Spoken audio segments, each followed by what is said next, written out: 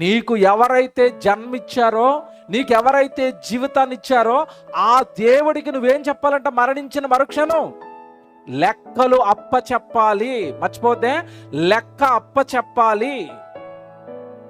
తిన్న ఆహారానికి లెక్క, త్రాగిన నీళ్లకు లెక్క, అనుభవించిన భూమికి లెక్క, పీల్చిన గాలికి లెక్క, ఖర్చు పెట్టిన ప్రతి దినానికి లెక్క, ప్రతి గంటకు లెక్క. దేహాన్ని నీకు దేవుడిచ్చాడు కదా, ఈ దేహాన్ని నువ్వు ఏ పనులకు వాడేసావో లెక్క లెక్క సమస్తాన్ని లిఖించి పెడుతున్నాడు. రారా, భూమి మీద ఉండగా బైబిల్లో మంచి మాటలు రాయించి నీ చేతుల్లో పెట్టినా మారవు కదా, వినవు కదా, దాన్ని మతం అంటావు కదా, అవి మంచి మాటలు లేవంటావు కదా.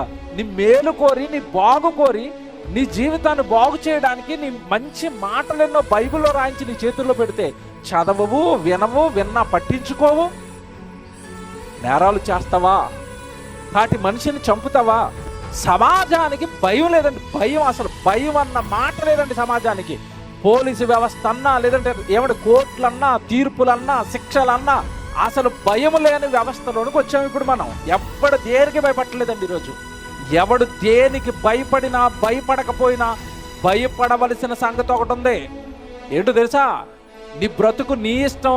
నన్ను కోర్టులు ఏం చేస్తాయి, జైళ్ళు ఏం చేస్తాయి, మనుషులు ఏం చేస్తారు, నేను పాపాలు చేస్తాను, నేను నేరాలు చేస్తాను, నేను కుటుంబాలు కూల్చేస్తాను, వ్యభిచారాలు చేస్తాను, దొంగతనాలు చేస్తాను, మత్తులో నా ఇష్టం వచ్చినట్టుగా ప్రవర్తిస్తాను, అందరిని ఏడిపిస్తాను, అందరిని నాశనం చేస్తాను అంటే ఒక ఆయన ఉన్నాడు. ఒక ఆయన నువ్వు చేసే ప్రతి పనిని చూస్తున్నాడు.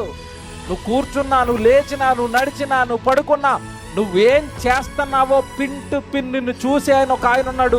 ఆయనే సృష్టికర్త, నీ తండ్రి, నీ దేవుడు.